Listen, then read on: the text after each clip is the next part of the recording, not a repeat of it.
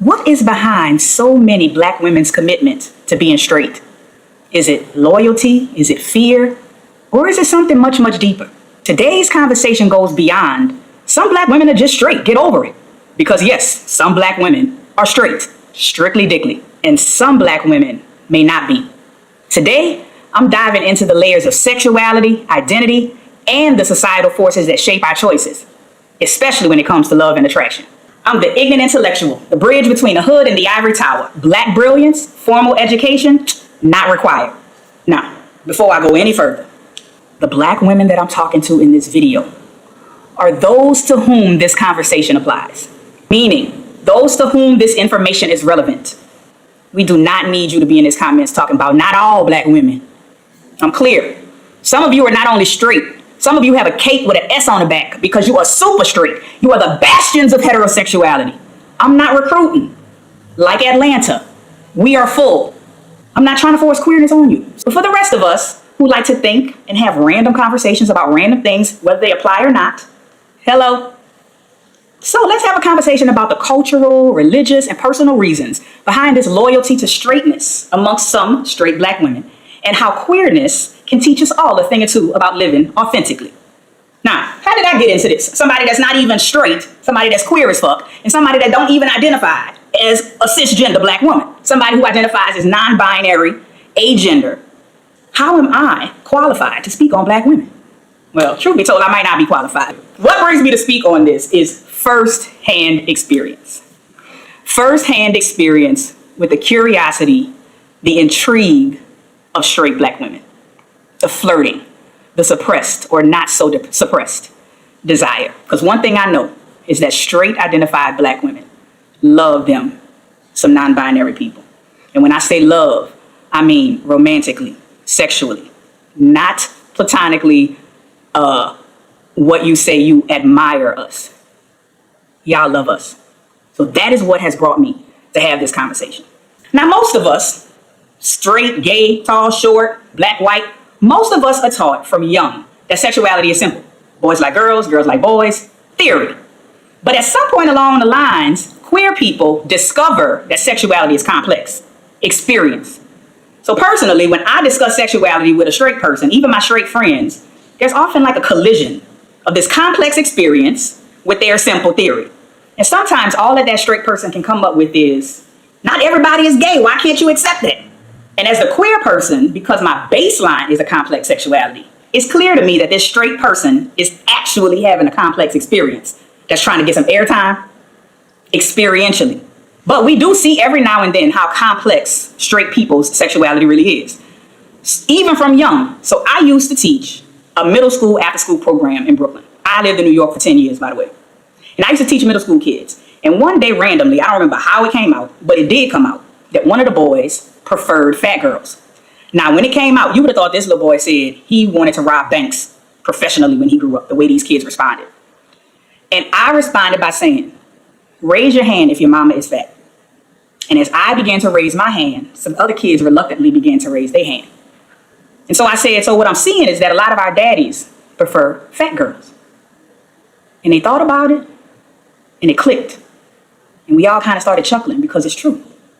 And so his face relaxed, because what you're not going to do in my class is normalize fat phobia. But we also began to see that it's not just boys like girls, and girls like boys when you're straight. We like certain types of girls and certain types of boys if we straight. Another way we see the complexities of heterosexuality is that a girl sometimes likes boys who have subtle femininity. And as she ages, she may be attracted to men who have subtle femininity. We all have the female friends who are straight, but the boys or the men that she tends to date, we be like, you sure he not gay? Is he bisexual? She has a type, and her type tends to be men who have subtle femininity. It is what it is. But it's not just flattened that girls like boys and boys like girls. Sometimes women prefer shorter men. My best friend, she about 5'8", tall for a girl. There is nothing a man taller than her can do for her. My brother-in-law, her husband, who she's been married to for 20 years, is my height, short. There's nothing a tall man can do for her. So tall, dark, and handsome, that's not her thing. So it is more than boys like girls and girls like boys when it comes to straight people. Or what about the boy who prefers women with subtle masculinity, who grows up to be the man who is attracted to studs? Somebody out there pick up what I put down. We all know the dudes who love studs. If I was attracted to men, I would be pregnant and married to one of them dudes. There are men out here who love studs. That's how you get dick dykes. It's more than just girls like boys and boys like girls. Heterosexuality is not so simple. Or what about that straight couple who experiments, but they don't talk about it with each other because that's not what straight people do? So what's fascinating to me is that even within these rigid rules of heterosexuality, the complexity still exists. It just hides in plain sight underneath the layers of social conditioning. The complexities of straightness is always there, nudging, pushing, demanding more airtime, but being denied left and right. And as a queer person, when I'm having conversations, I recognize this complexity very easily because as a queer person, sexuality is inherently complex for us because we have to fight to feel, to breathe, to be within our sexuality all the time. So it's almost instinctive for me to see sexuality as a complex thing. Although most times all straight people have is, everybody not gay, get over it. I ain't never say everybody was gay. I never said you was gay. I'm just trying to have a complex conversation about sexuality. But because you believe that your sexuality is so simple, all you can give to me is everybody not gay. But your sexuality is mad complex. I believe that straight people would benefit from this liberation practice. To look at your desires, your preferences, your attractions, not as deviations from the norm, but as part and parcel, the bedrock of your sexuality. Messy, beautiful, contradictory, real. Because in the end, sexuality isn't simple for any of us. It's not supposed to be. I got a question for you. Have you ever noticed a spark for something or someone that didn't fit into your idea of normal? What if that spark was trying to tell you something? Part of the issue, I believe, is that we squash sexuality into being just about who we fuck, when really, sexuality is so much more vast than that. It's like this constellation of experiences and feelings and expressions. When we're talking about sexuality, outside of who we fuck, we talking about stuff like what draws us to other people, not just physically, but emotionally and spiritually, intellectually. Sexuality includes the way we connect and the energy and the sparks between us, even when we have no desire to have sex with that person. The draw is still sexuality. Sexuality is also how we feel about ourselves. It's deeply tied into our self-image, how we see our own desirability or lack of desirability, our confidence, how we embody our gender, our attraction. Sexuality is about the roles we play, dynamics of power, vulnerability, care, relationships.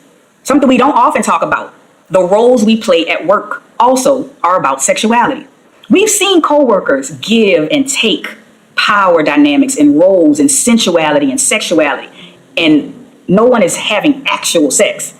But we see how sexuality shows up in lure and allure, and people give and take at work to get what they want or don't want. Sexuality is also about what we find beautiful or compelling. Art, music, the candles we like I like candles that are woodsy candles and like Palo Santo, and I'm not a sweet candle smelling love like person. I like woodsy masculine scents in my candles. It's what we find beautiful. It's the type of music we like at a certain time and what context we like certain music and where we are when we want to listen to certain things and what type of museums we prefer. Do we prefer museums? Like, truth be told, I'm gonna sound real uncultured. Musicals, too much singing for me. I know it's called a musical, but no thanks. Back on the topic. Sexuality is also how we express affection. From words, touch, it encompasses how we show love, the popular love languages, which I'm gonna come back to later because I have a little bit to say about that. Sexuality is about our fantasies, our imagination. Sexuality lives in our minds. The what ifs, the daydreams, the stories we tell ourselves about desire. Personally, I have had intense daydreams my entire life, as long as I can remember. And I've had an uptick of daydreams, intense daydreams, starting January 1st, 2025. I haven't had daydreams this intense in about 20 years. It has been purely magical, to be honest. It has been amazing. And notice, nothing I talked about is about the act of sex. One of the biggest things sexuality is something that I'm tapping into just recently. What we allow ourselves to want, which is a big part of this video. Desire. Sexuality is about permission, baby. What we feel free to desire and what we are afraid to admit even to ourselves. Desire is something that's emerging for me, if I'm gonna be transparent. I'm developing an unapologetic relationship with desire, to truly allow myself to desire people, places, things, experiences without apology, sensations, to crave a thing or a person freely. So you can see sexuality is not just about who we fuck. It's about how we experience desire, connection, and the embodiment in all of its forms. This video even, I have desired to do this video since last year, but I hesitated. Multiple colliding experiences made me want to do this video. For one, I turned 45 in October last year. And I'm convinced that this age range is a fork in the road age for so much shit. A lot of choice points that last for the rest of our lives at this age. It's fork in the road. Number one, this is the moment people either become them fine ass old people or they fall the fuck off completely forever. It's given retinol, it's given sunscreen, toner, moisturizer, it's given supplements, it's given quality sheets and mattresses, it's given strength training, stretching. This is the moment where those fine ass old people you meet at 60 and 70 begin. Number two, you ever meet those old people who are super cool, super sweet? I mean, they still old and ornery, but they a pleasure to be around. You ever meet those? Then conversely, you meet those old people who are unpleasant as fuck. Well, both of those old people's personalities were solidified right now in this age range. They're mid-40s. This is the moment people's personalities become unpleasant and ornery or cool and sweet and ornery forever. Number three, this is also the moment people become sexless temporarily. They've been fucking, they continue to fuck. Or they become sexless permanently, forever. You know what I'm talking about. The 75-year-old biddy who ain't got none in 30 years. We have met her. Well, what is 75 minus 30? 45. The math is mathing. I'm telling y'all, 45, this age range is a fork in the road, baby. It's a fork in the road, baby, for a lot of things, I'm realizing. Part of that is being that this is the time of the first major wave of divorces. Married names are disappearing on Facebook. First, well, they've been started maybe about 5 years ago. The maiden names are returning, baby. The marital pool is replenishing, gay or straight. Single people my age, fret not. Your bae may be in divorce court. Your bae may be in divorce court. Give it time. Give it time. If your bae has not yet been in therapy, it's a firm no. It's a firm no.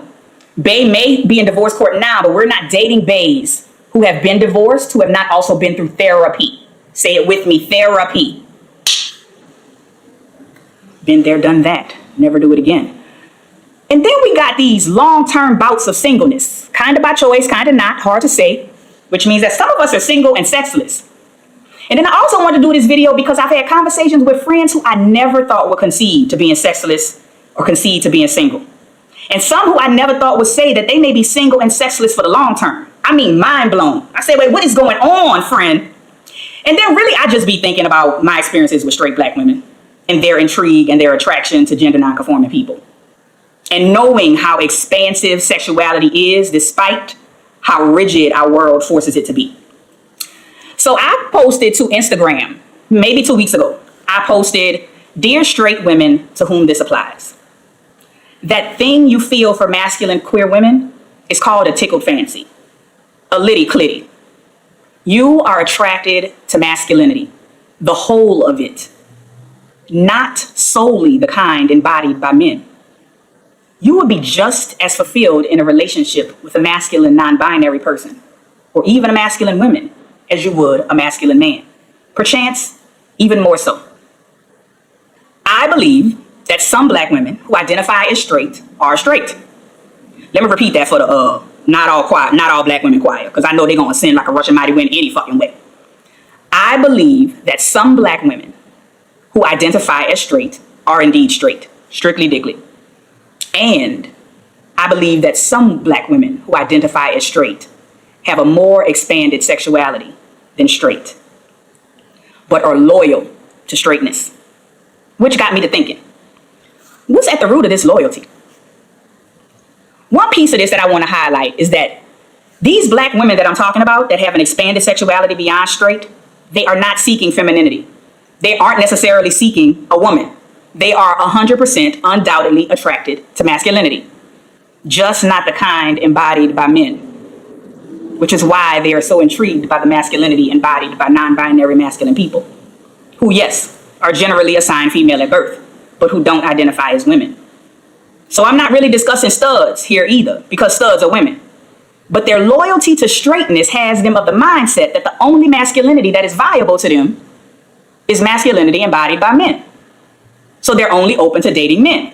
But they're also frustrated with men and their emotional unavailability, patriarchy, the inability to meet them mentally, a lack of reciprocity. So these black women choose singleness. And they may on occasion fuck a man, but overall, single. Now, this is the time to remind us of what I said at the very beginning of this video. The black women that I'm talking about are those to whom this conversation applies. I'm not recruiting. We are full. I'd also like to offer you one of my favorite group agreements of all times. Use moments of discomfort to inquire deeper. So as I thought about this, two questions popped up. What's at the root of this loyalty to straightness? One. And two, why do these particular black women choose singleness and straightness instead of a more expansive sexuality in partnership with people who are not men?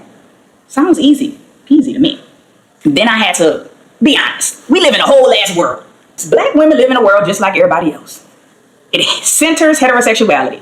And it's not just an identity. It's a deeply ingrained expectation. Anything else can feel like a betrayal to even blackness itself. Then we got faith and religion. Even if you don't go to church, but you come from blackness, there's probably a faith tradition somewhere around you. Even if you don't go to church. I can't go too deep into my family without faith and religion coming up. And I'm not straight. The church plays a significant role in our lives. So even black straight women who are frustrated by cis men might feel that exploring queerness would mean disconnecting from family, disconnecting from that faith tradition, which may mean disconnected from family. Then we have a loyalty to black men. Black women sometimes feel a deep sense of responsibility and loyalty to black men. And that can be rooted in that shared struggle against racism and a history of being each other's primary support. That's straight up the truth. And so to explore queerness might feel like abandoning black men, especially in a world that already devalues and demonizes black men. And most of us not ready to knee-deep dive into the unknown. Queerness might feel like foreign, overwhelming, or even dangerous. The media does not help by sensationalizing queer experiences, although 99% of the time, being queer is just a very regular, everyday experience, child. It is not the media sensation shit that they put on TV. It's very regular. I'm not gonna say boring because life is lit, but the stuff they have straight people thinking our lives look like, child. But straight people might think that it is foreign, overwhelming, or dangerous. Then you got the internalized homophobia. Even if a black woman feels attraction to somebody outside of men, she might suppress it out of fear of judgment. There is stigma.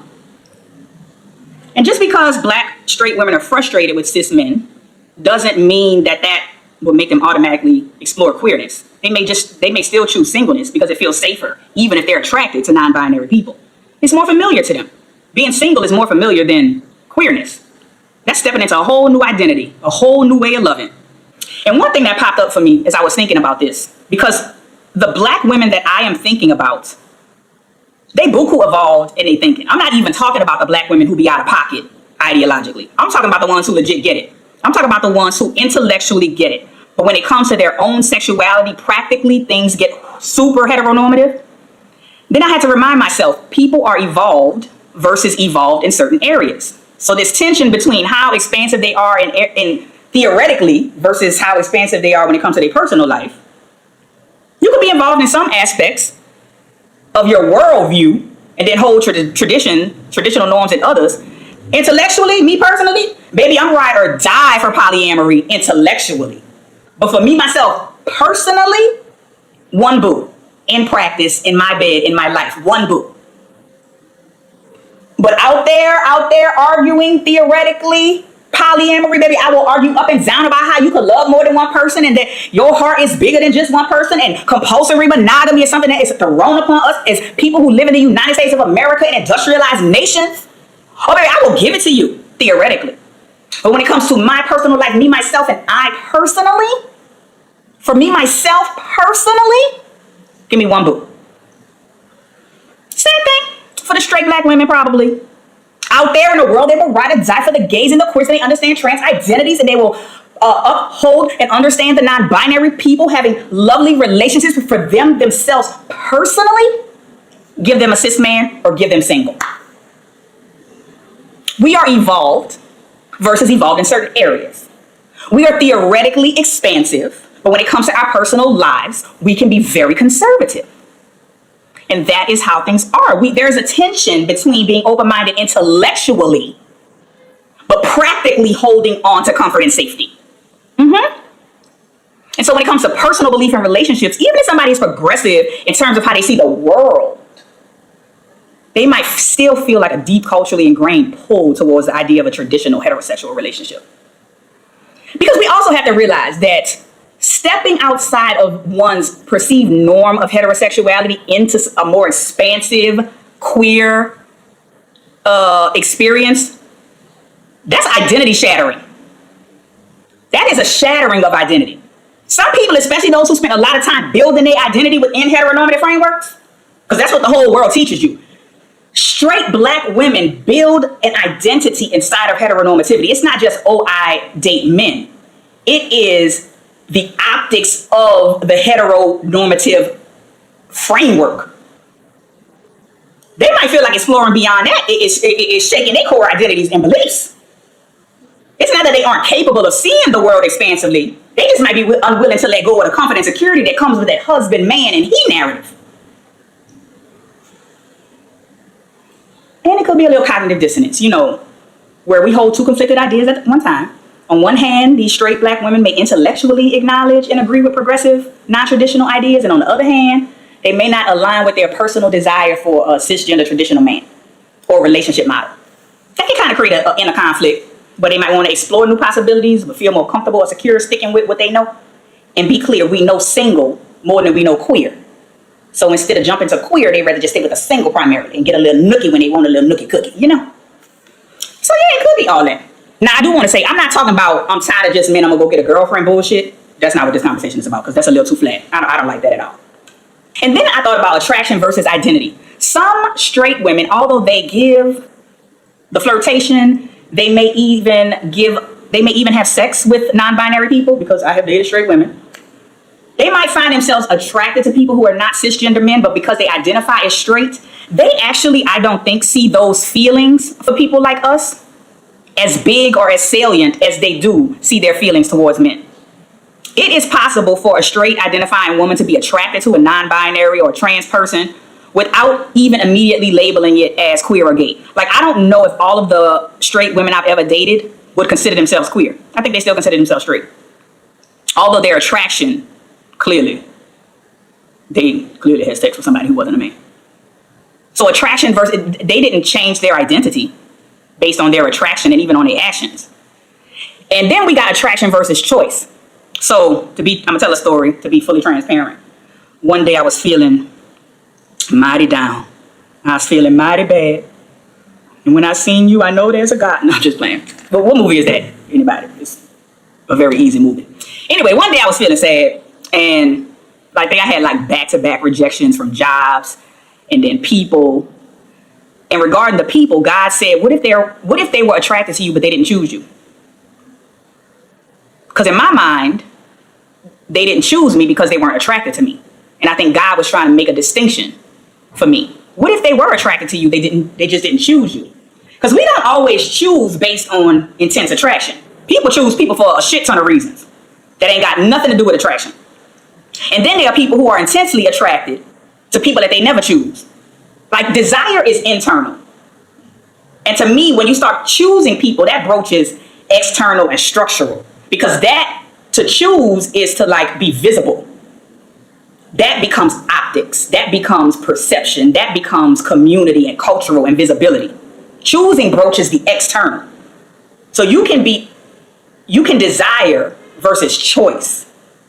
And one could argue, even if you choose somebody, doesn't mean that that is visible, because we choose people and we keep them in secret all the time. Now, I said I'd come back to these love languages because, baby, straight women, the love languages be snitching on y'all. The love languages be snitching on y'all. So we all know about the 5 love languages: quality time, acts of service, giving gifts, physical touch, and words of affirmation. Now, them love languages fell short because old boy was giving them like we live in vacuums, like we don't live in whole ass worlds around other people. Sir, we do, Mr. Chapman. Where was the racial and gender analysis? Like, it is not happenstance that single black mom's primary love language is acts of service, sir. That's not happenstance. Oh, you want these cookies? Can you please go clean them gutters? Oh, you want some nookie?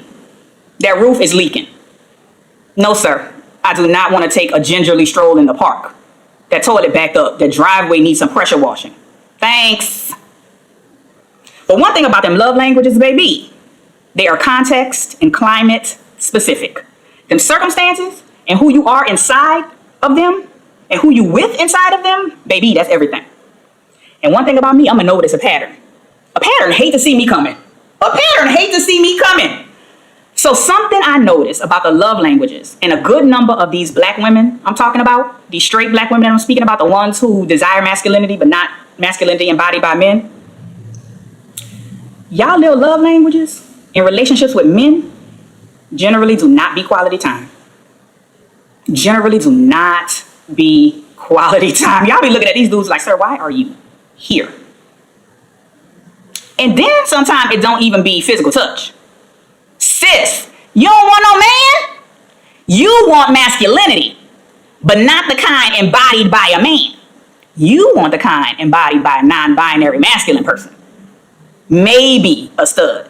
Although I'm not at all thinking about studs in this conversation because they're women. Here's the thing. A person's gender impacts how you feel with them doing the same thing you've done with somebody else. A person's gender impacts how you feel doing with them the same thing you've done with somebody else. Now, you still might not need quality time or physical touch, but you probably will. You probably will. But remember what I said about love languages. They are context and climate specific. Them circumstances and who you are inside, who you with inside of them matter.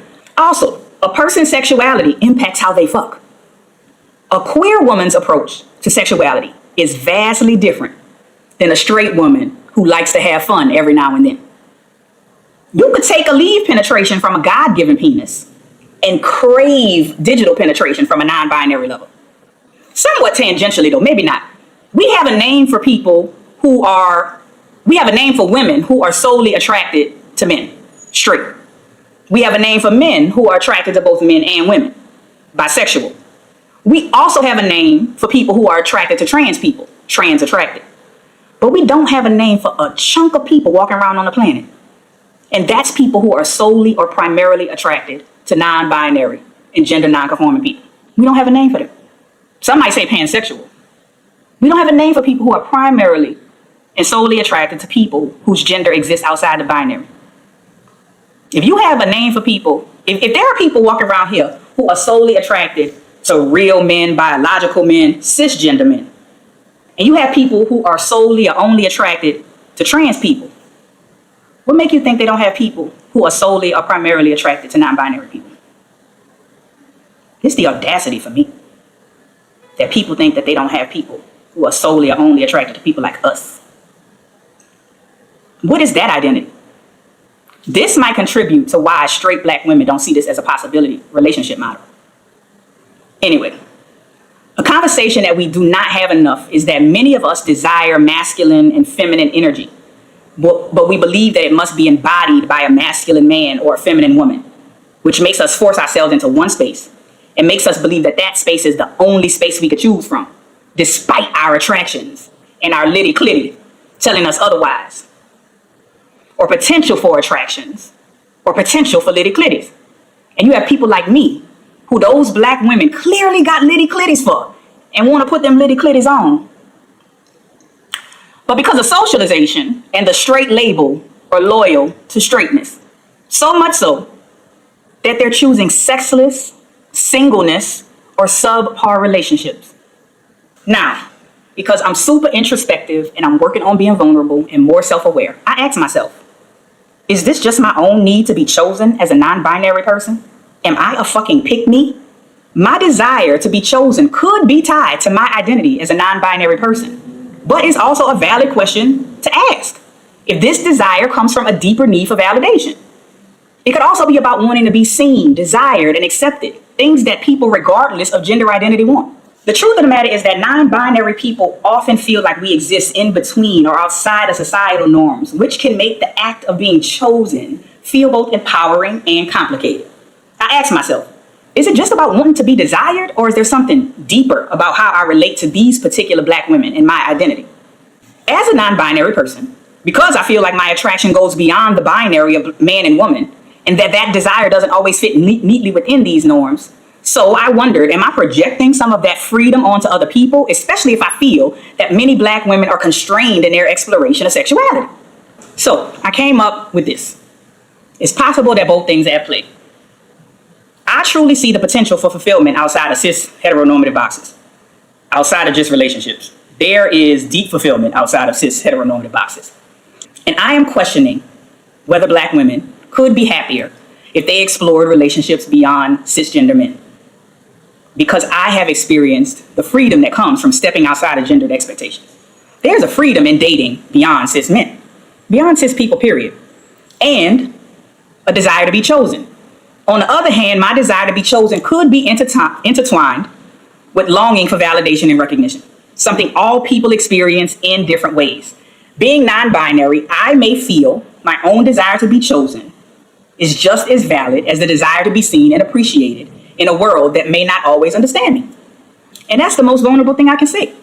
While I am open to and attracted to cisgender women across the sexuality spectrum, the truth is that I don't have an ultimate goal of being chosen by a straight woman. I still ask myself these questions. And that's the bottom line. So yes, it is both. I'm navigating both. The urge to see Black straight women free themselves from limiting sexual expectations and choosing singleness over partnership with people who are not cisgender men, and my own personal need for acceptance to feel chosen. Both are valid. So I realize Black women often choose singleness over queerness because straightness feels safer, more familiar, and singleness feels safer, more familiar. Queerness is like a chasm of uncertainty for some people, a path that requires not just rethinking attraction, but reimagining identity, relationships, and belonging. And some Black women don't even allow themselves to consider a relationship outside of a cisgender man because it doesn't feel like an option for them. It's not necessarily that they're rejecting the idea, it's just that the possibility never fully registers for them. They know that flirting and even having sex with somebody is a possibility, but a full-ass relationship, doing life with somebody who is not a cis man, that's often outside of their realm of possibility. And sometimes those straight Black women are uncertain about their own feelings. They're uncertain of how to respond because they're torn. They're torn between the comfort of what they know and the curiosity and attraction that they feel towards people like us. If they do feel something for us, but they're deeply committed to a heteronormative narrative, they may not know how to reconcile those feelings. So it leads to avoidance and choosing singleness or a subpar relationship with a cisgender man. What if we all, straight or queer, gave ourselves permission to untangle the theory of our sexuality from the truth of our experience? What could we discover about ourselves if we let go of the rules? Now, this doesn't mean that every Black woman needs to experience queerness. Remember, like Atlanta, we are full. This is about realizing that sexuality, straightness included, is not one-dimensional. It's about freedom, not fitting inside of a box. All right, good people, we have talked about the complexities of straightness, the pressures that straight Black women face, and the lessons that queerness can teach us all. If there is one takeaway from today, it is this: sexuality is not just about who we fuck. So, to whom this applies, what would freedom look like to you? What would it feel like to step outside of the expectations you've been handed and explore the truth and complexities of your own desires? Let me know your thoughts in the comments. What does freedom mean to you when it comes to love and sexuality? Don't forget to like, share, comment, and subscribe for more thought-provoking conversations. And as always, you don't have to agree with me, but at least know why you think what you think. Peace!